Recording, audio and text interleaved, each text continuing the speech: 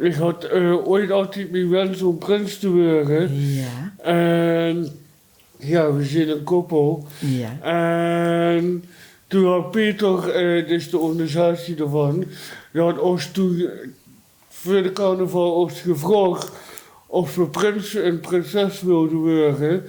Ja, en toen hoefde ik niet lang over na te denken. Nee, het was meteen ja, dat doe Ja. ik weer. Ja?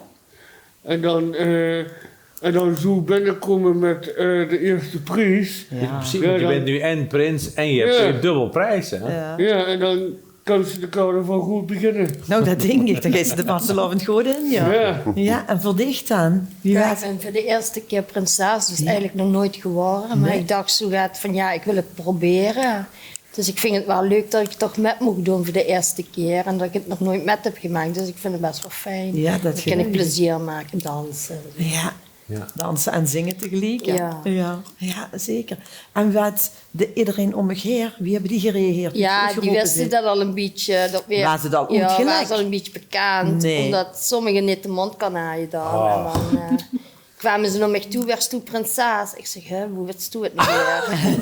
Dus ja, dus ja. Wil je het volledige item bekijken? Ga dan naar een van onze kanalen.